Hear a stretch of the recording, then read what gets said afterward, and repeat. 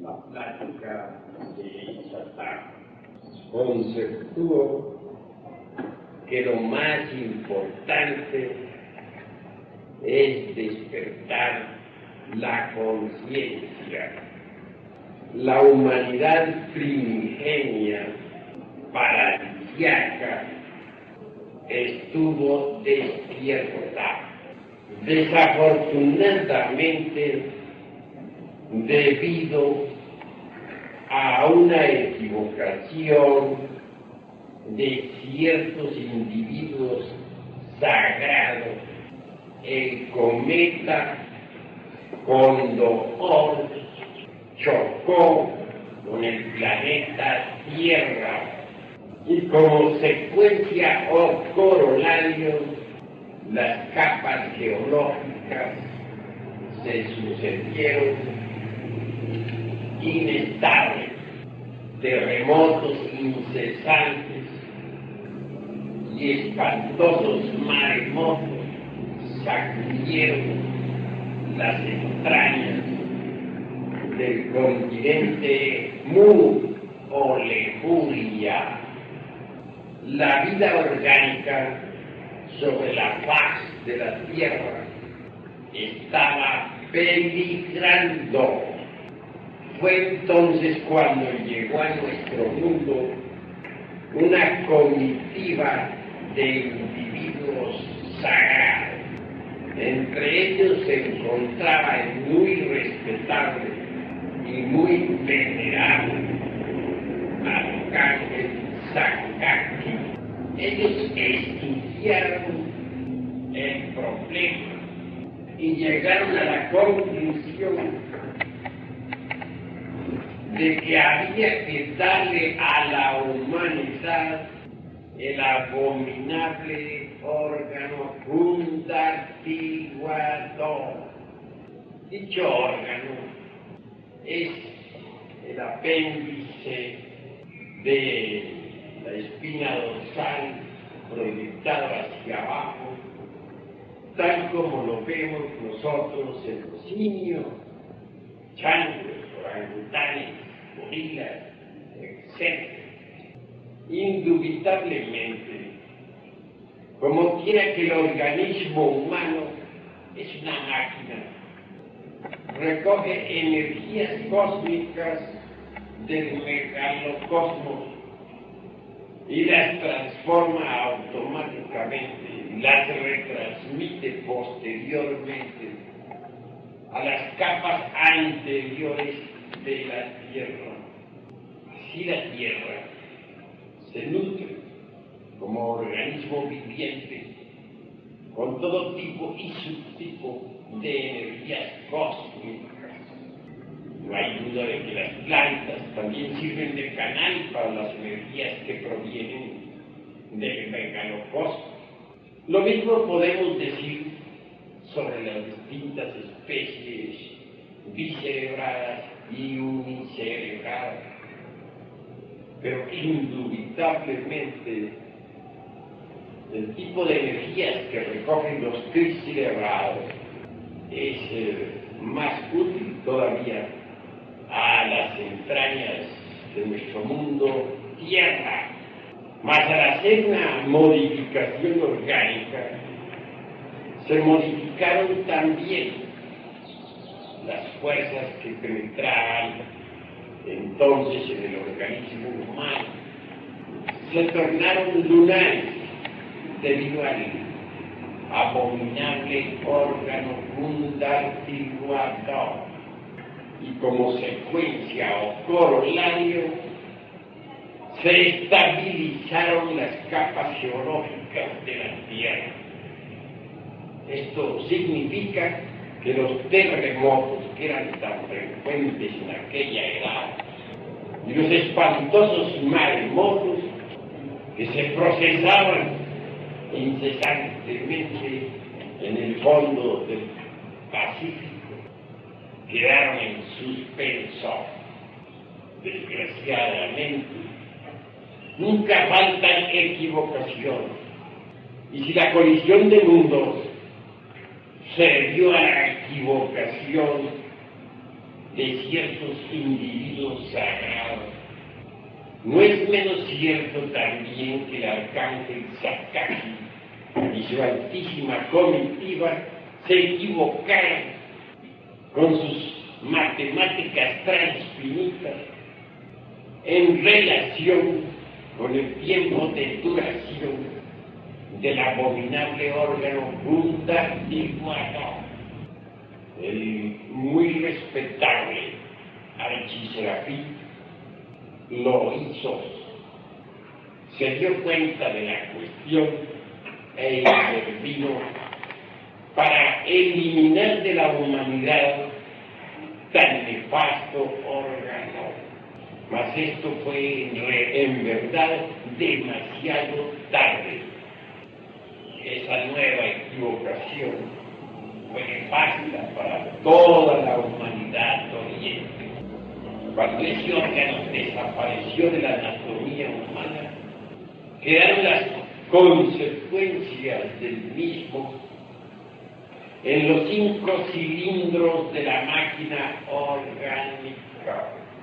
Estos 5 cilindros son: primero, centro intelectual; segundo, centro emocional; tercero, centro motor; cuarto, centro instintivo; 5, centro sexual. El primero se encuentra localizado en el cráneo, en el cerebro meramente intelectivo. El segundo, en el corazón y centros nerviosos específicos del gran timpano. El tercero, obviamente, en la parte superior de la espina dorsal. El cuarto, en la parte inferior de la misma. El quinto, en los órganos de la generación. Deduzcan ustedes cuáles serían entonces las consecuencias del citado órgano. Claro que agregados psíquicos inhumanos que aún hoy existen entre todas las criaturas humanas que pueblan la tierra, pero en la cristalización de esas pésimas consecuencias. El ego en sí mismo y por sí mismo es una suma de todos esos agregados o secuencias del abominable órgano Gundartiwada. Tales agregados psíquicos están debidamente clasificados en psicología experimental. No cabe duda alguna que los 7 principales son ira, codicia, lujuria, envidia, orgullo, pereza, gula. Obviamente, si hiciéramos lista, nos asombraríamos. Como bien dijera Virgilio, el poeta de Mantua, aunque tuviéramos 1000 lenguas para hablar y para dar de hacer, no alcanzaríamos a enumerar todos nuestros defectos cabalmente. Es bueno que ustedes entiendan que tales defectos o agregados psíquicos se conocieron en el Egipto de los faraones con el calificativo de los demonios rojos de Set. Así que, en verdad, debido a esta cuestión, la conciencia humana quedó enfrascada, embutida, embotellada entre esas pésimas consecuencias del abominable órgano Gundartiwada. Si antes la conciencia se hallaba despierta integralmente en un 100%, motivo básico como para gozar del estado paradisiático o etécnico. Al quedar enfrascada, indubitablemente se tornó condicionada y cayó en el proceso hipnótico del sueño. Hoy, en verdad, los seres humanos se encuentran sometidos a hipnosis colectiva. Quiero decir en forma enfática que la fuerza hipnótica de la naturaleza influye en todos los seres humanos en forma masiva. Desdichadamente nos damos cuenta del hipnotismo exclusivamente cuando la fuerza hipnótica del mismo fluye precipitadamente, como en el caso de una excepción de hipnología. Es cierto y de toda verdad que el hipnotismo fluye por doquier. En tiempos antiguos se representó el gallo de los Abraxas con una doble pata de serpiente. Esto nos invita a pensar en el Od y en el Ob del distinguidísimo caballero Reichenbach. Hay dos serpientes, nos dice el Vipafleo. La una es la que asciende por la vara de Esculapio, el dios de la medicina. La otra es la horrible Pipión de 7 cabezas que se arrastraba por el lodo de la tierra y que Apolo irritado hirió con sus dardos. Un lenguaje rigurosamente bíblico. Diríamos que la primera es la serpiente de bronce que sanaba a los israelitas en el desierto. Ella que se enroscaba en el lingam generador o en el Tao del bíblico Moisés. La segunda es la serpiente tentadora del demonio. Así que cuando ella asciende por la espina dorsal, nos ilumina, transforma y revive totalmente. Pero bien sabemos que aunque Cristo es nuestro Redentor íntimo, de acuerdo con la filosofía del Salvatum Salvandum, nada podría ser el adorable sin la serpiente. Ella es el resultado de las transmutaciones de la libido que tanto preocupó a San Agustín y que analizará más tarde Sigmund Freud en su psicoanálisis. El aspecto negativo de la serpiente ígnea de nuestros mágicos poderes, obviamente, es la serpiente tentadora del abominable órgano fundamental, la horrible Pipión. En los antiguos tiempos de Múrico, en aquellos tiempos en que los ríos de agua de vida manaban leche y miel, la serpiente sagrada ascendía victoriosamente por el árbol de la vida. Se encuentra representado en nuestro organismo por la espina dorsal de la cepa nostra. Desafortunadamente, debido a la equivocación bastante deplorable de aquellos cosmocratores que por error originaron el choque del cometa Cóndor con nuestro mundo Tierra, se tomaron medidas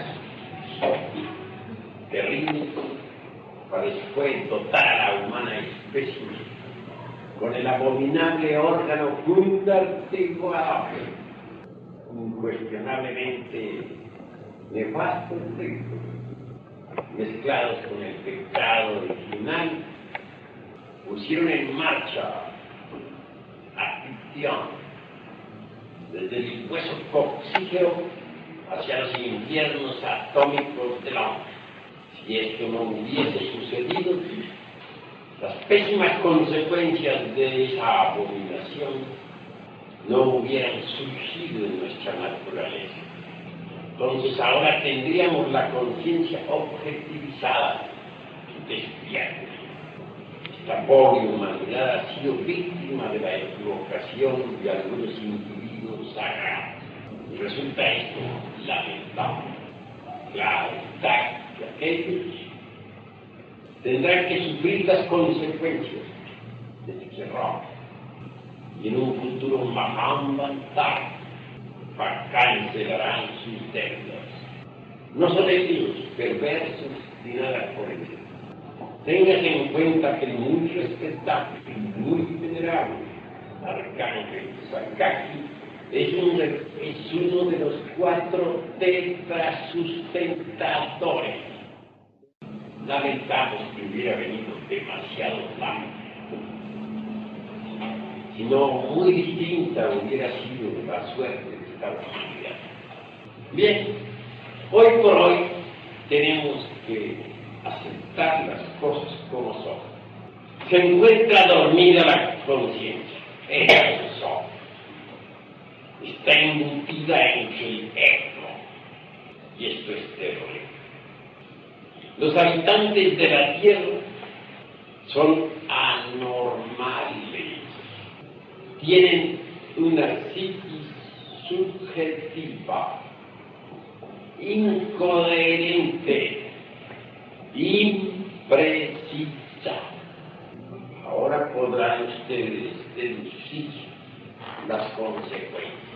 Difícilmente sería posible que una pareja humana, marido y mujer, difícilmente sería posible de ordenar la paz entre las naciones. Difícilmente sería posible que las gentes tuvieran recta conducta. El estado de inconsciencia humana es espantoso. Por ende, la normalidad es total. Hemos citado 7 pecados capitales y observen ustedes el desequilibrio que los mismos originan. Observen cuidadosamente a un sujeto con ira, los ojos saltados, pronunciando palabras incoherentes, diciendo leperadas, apretando los puños de las manos con rechinar de dientes. Incuestionablemente, un sujeto así, en un mundo más avanzado, sería llevado no a una cárcel, sino a una clínica que es diferente. Se trata de un enfermo mental, de un anormal. Vean ustedes a un codicioso, desea en forma desmesurada un puñado de monedas, tal vez una casa por el tiempo ha de volverse ruinas, balones, o algún pedazo de tierra que nunca fabricó. Es un anormal. Llega hasta a enfermar posiblemente por las preocupaciones. Cuando trabaja en alguna gran empresa, por lo común viene a adquirir en su organismo úlceras en el estómago.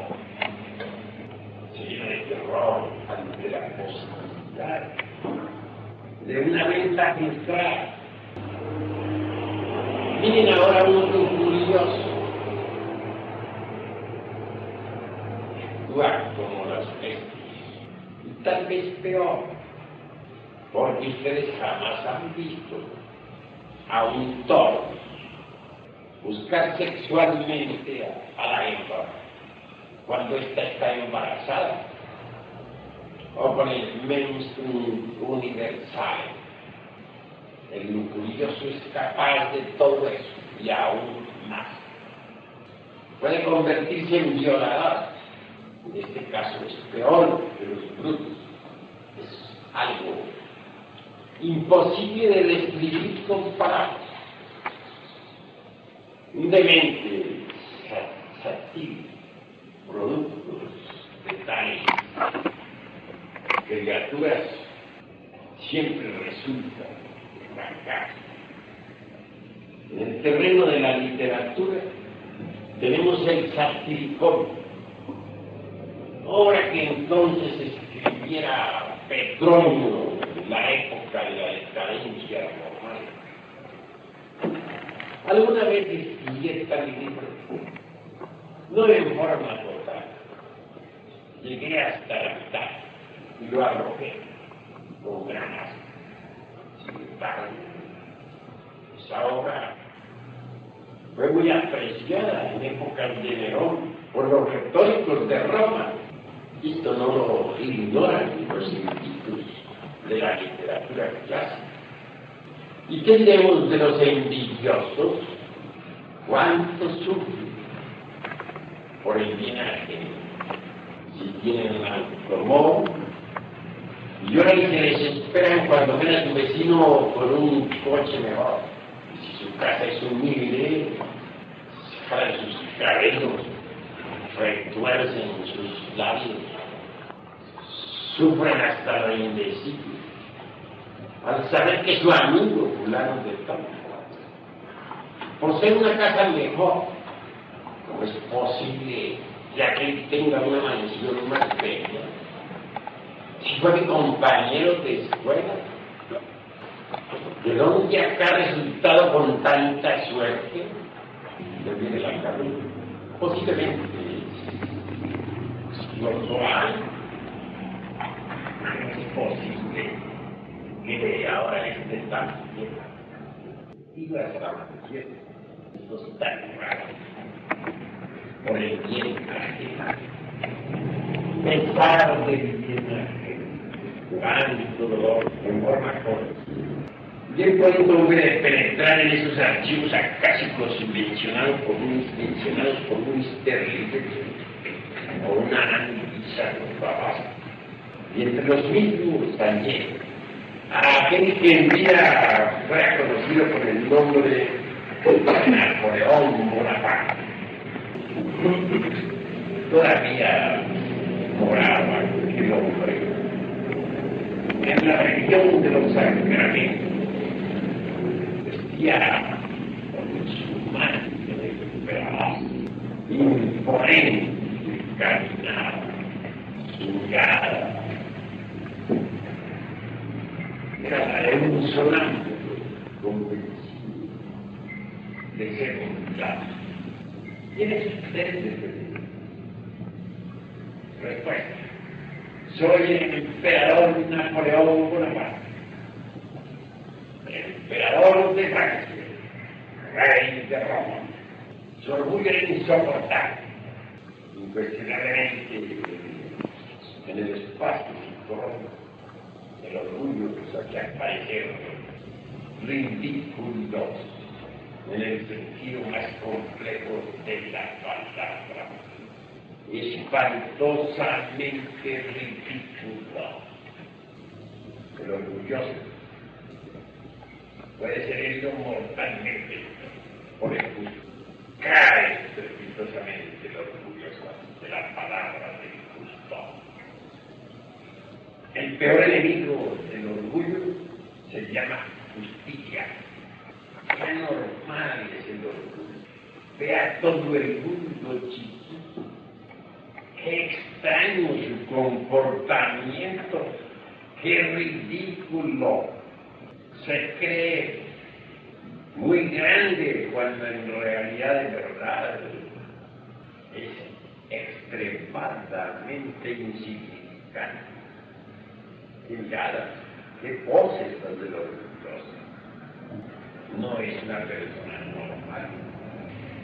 Qué actitudes, qué modo de caminar, qué modo de proceder con un semejante.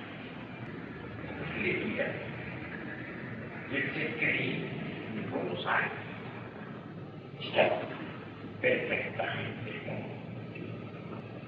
¿Y qué diremos del perezoso? Es una normal. No quiere trabajar. Todo.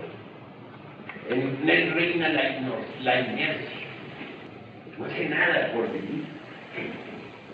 En el terreno de la agricultura no hace nada. Lugares donde los agricultores son perezosos, hay hambre en desolación.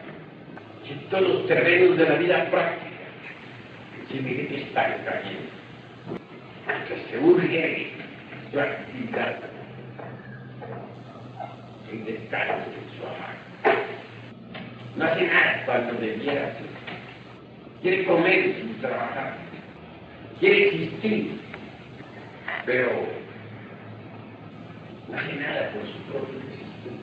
Es algo que tiene y no tiene vida. Algo que pesa sobre los hombros de la sociedad. Un parásito que se nutre de la vida de otros. Algo anormal.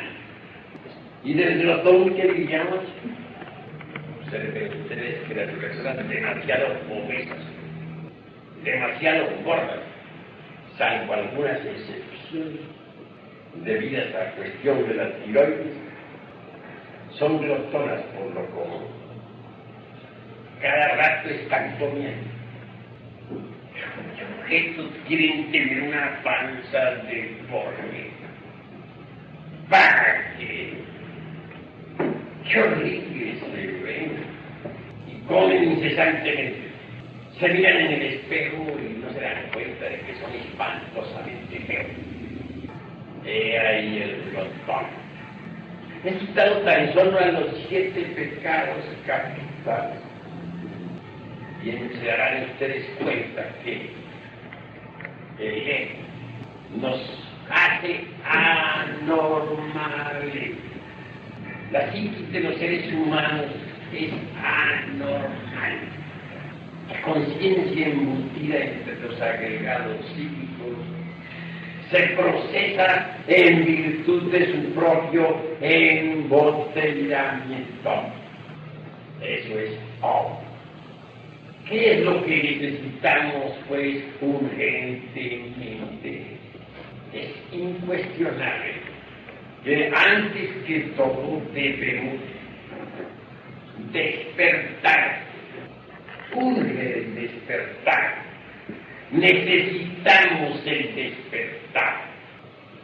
¿Sería posible acaso la conciencia despertar si no elimináramos previamente los psíquicos agregados?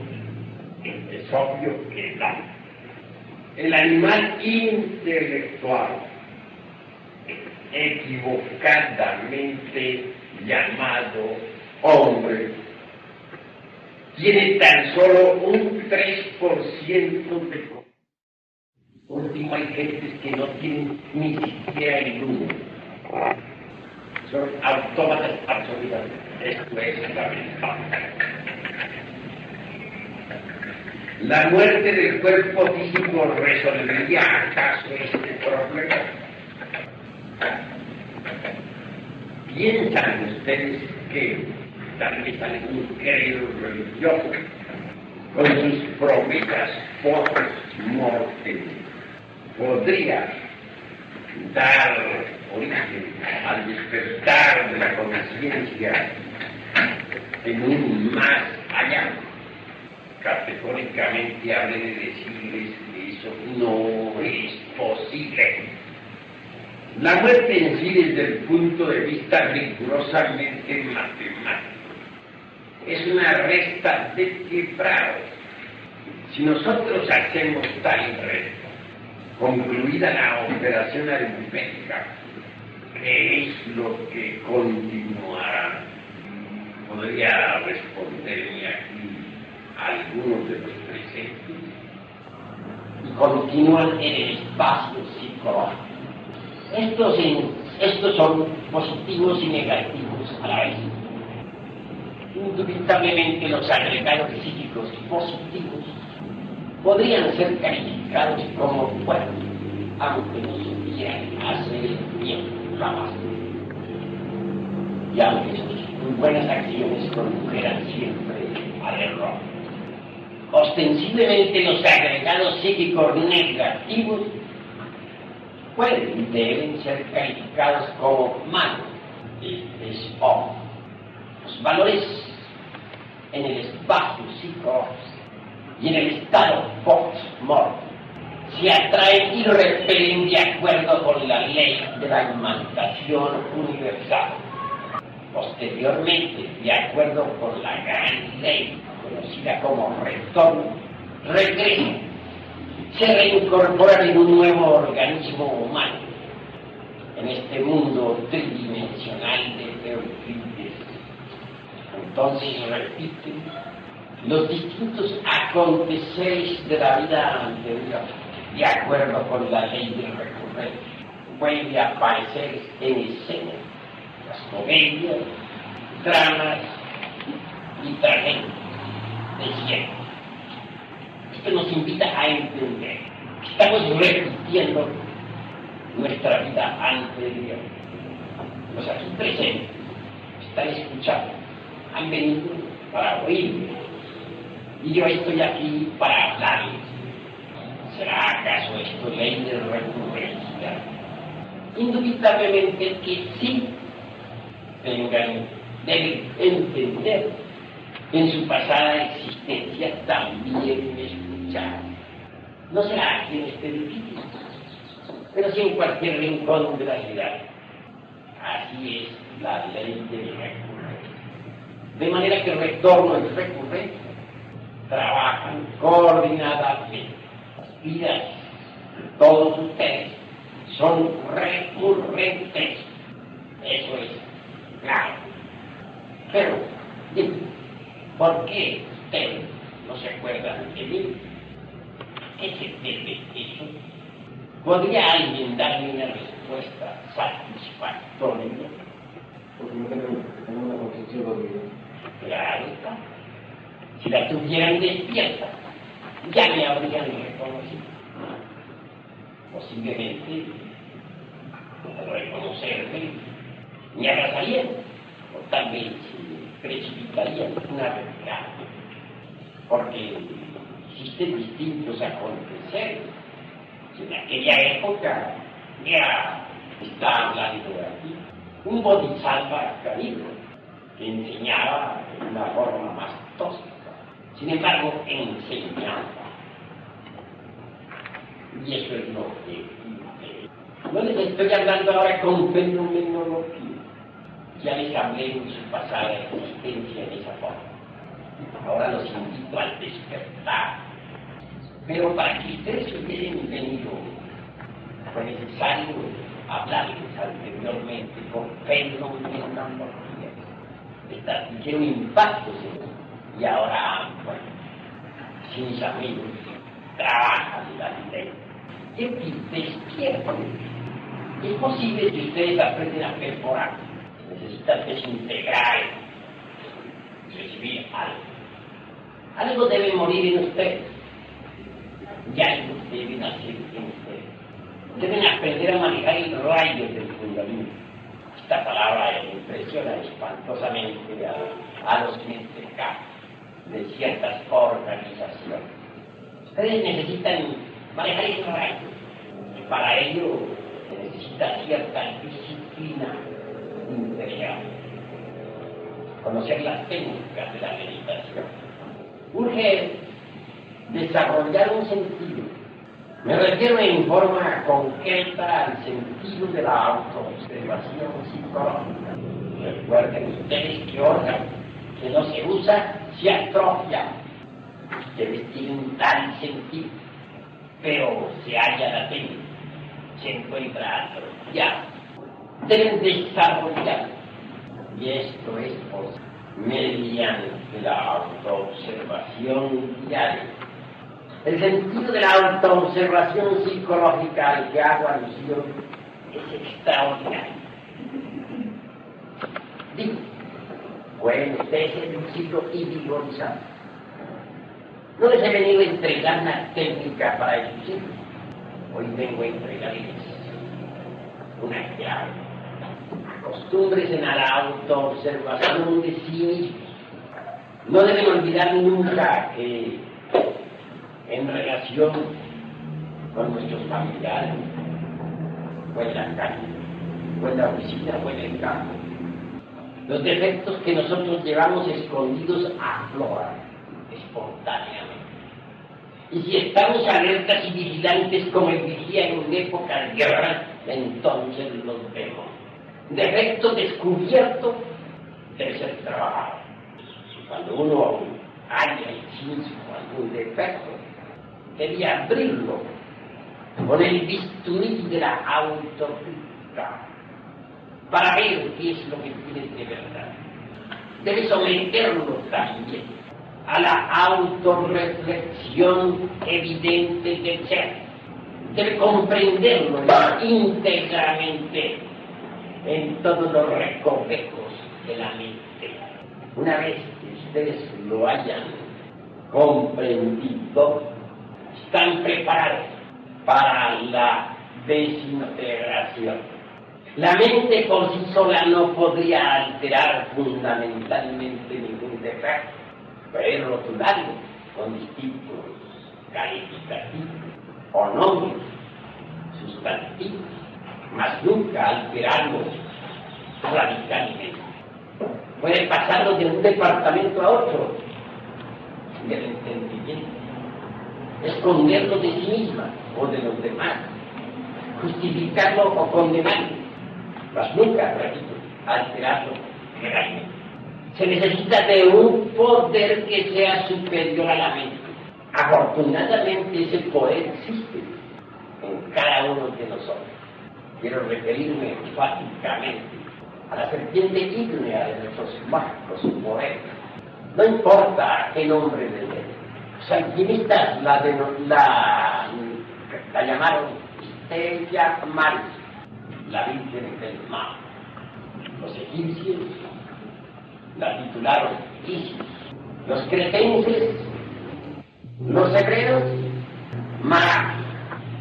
Los antiguos náhuatl, Tonantzin, etc. Solo ella podría reducir a cenizas cualquier elemento psíquico indeseable. Es obvio que hay que dirigirse a Devi Kundalini Shakti con entera espontaneidad, en la forma que nosotros nos dirigiéramos antes a nuestra divina madrecita tierra. No es necesario formulismos para dirigirse uno a la autora de su vida. Solo basta el corazón tranquilo. Y ella nos auxiliará desintegrando aquel agregado psíquico que nosotros hayamos comprendido previamente en todos los niveles de la mente. Si haya vuelto polvo, se liberará el porcentaje de conciencia allí en ti. Por este camino, trabajando con Devi Kundalini, un día habremos quebrantado la totalidad de los elementos psíquicos indeseables. Entonces la conciencia despertará. Cuando la conciencia despierta, podemos ver, oír, tocar y palpar los misterios de la vida y de la muerte. Cuando la conciencia despierta, podemos recordar nuestras existencias anteriores y ver por anticipado desde la casa puro, mediante la meditación de fondo, las vidas futuras. Cuando la conciencia despierta, quedamos preparados para el sunyata, la experiencia directa del vacío iluminado, en realidad de verdad. En el Oriente la conciencia autoenaltecedora y dignificada, absolutamente despierta y desarrollada, recibe una palabra, como nombre, una palabra sustantiva, que en el fondo resulta también calificada, aunque sea en ensayo. Bodhisattva.